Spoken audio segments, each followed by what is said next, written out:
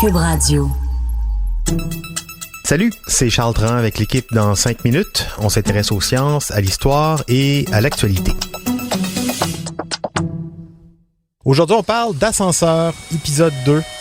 Dans l'épisode précédent, Frédéric Guindon nous rappelait les hauts et les bas de l'histoire de l'ascenseur, ce moyen de transport en commun vertical aussi mystérieux que banal. On connaît maintenant sa longue histoire, mais comment ça marche un ascenseur? Je veux dire, quel genre de mécanique se dissimule dans les cages ascenseurs? Comment fonctionne un ascenseur? Comment il priorise les demandes avec des gens qu'il sollicite à tous les étages en même temps? Comment pense un ascenseur finalement? Voici Frédéric Guindon.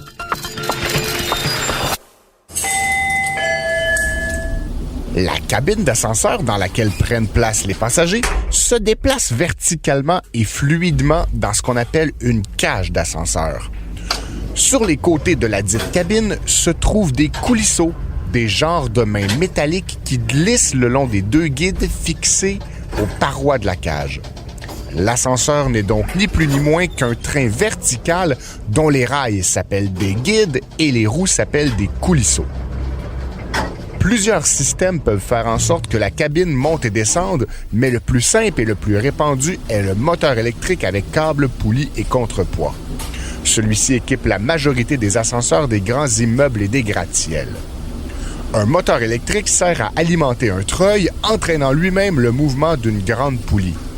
C'est sur celle-ci que travaille une panoplie de câbles d'acier reliés à une extrémité à la cabine, évidemment, et à l'autre à un contrepoids. La partie mécanique serait incomplète sans une mention de l'invention qui a propulsé l'ascenseur dans la modernité, le frein parachute présenté au public par Elisha Graves Otis en 1854.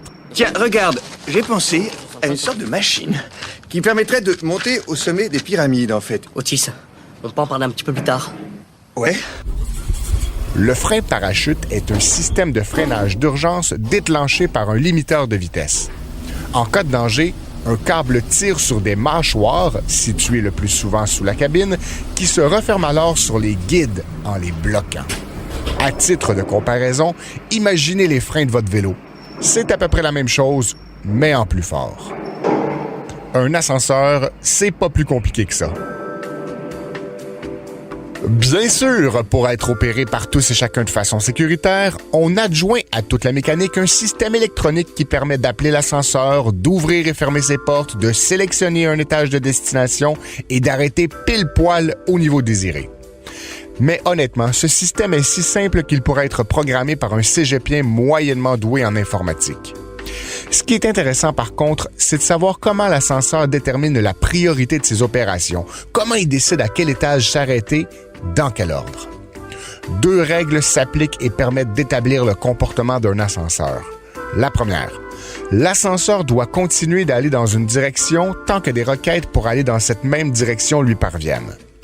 La deuxième, si les requêtes dans une certaine direction s'arrêtent, l'ascenseur s'arrête aussi et tombe en mode attente, à moins qu'une requête d'aller dans l'autre direction lui parvienne. En ce qui a trait à leur vélocité, les ascenseurs peuvent atteindre des vitesses impressionnantes. Bon, la plupart des élévateurs de magasins, d'immeubles classiques ou d'hôtels voyagent à des vitesses allant de 0,6 mètres secondes et 2,5 mètres secondes, soit 2 à 9 km/h. Cependant, les ascenseurs des grands immeubles et des gratte-ciels fracassent ces marques. Plus il y a d'étages, plus un ascenseur est appelé à voyager rapidement. Entre 15 et 30 étages, c'est 1 étage seconde. Entre 20 et 40 étages, c'est 1,5 étages seconde. Entre 35 et 100 étages, c'est 2 étages seconde. Et pour plus de 50 étages, c'est 3 étages seconde, 33 à 36 km/h. Le record absolu en vitesse de déplacement vertical appartient à la tour de Shanghai, avec des cabines se mouvant à 73 km/h. En dépit de ces vitesses quasi vertigineuses et des altitudes célestes qu'ils atteignent parfois, les ascenseurs sont exceptionnellement sécuritaires. En effet, on estime à environ 8 millionièmes de 1%, ou si vous préférez 1 sur 12 millions, les courses d'ascenseurs résultant en une anomalie. Et l'immense majorité de ces anomalies sont tout à fait mineures, comme par exemple des portes qui refusent de s'ouvrir. closing. Elevator is going. Door opening. Door closing. Elevator. Dans le monde, à chaque année, de 20 à 30 décès sont reliés à des ascenseurs. Et de ce nombre, la plupart sont liés à des accidents lors de phases d'entretien et non lors du transport de passagers. L'ascenseur est donc le moyen de transport le plus sûr au monde, devant l'automobile, évidemment, devant l'avion, évidemment, devant le train, évidemment, et devant même l'aéroglisseur. Ouais, et comme pour les voitures, les avions, le train et même l'aéroglisseur, les ascenseurs ont leurs fans. Les sons d'ascenseur que vous avez entendus tout le long de cet épisode ont été piochés sur des vidéos de fans de sons d'ascenseur, des Japonais principalement, qui filment des portes d'ascenseur et qui les mettent en ligne sur YouTube. Des vidéos vues d'ailleurs des dizaines de milliers de fois. Merci YouTube. Et merci aussi Frédéric Guindon. C'était en 5 minutes.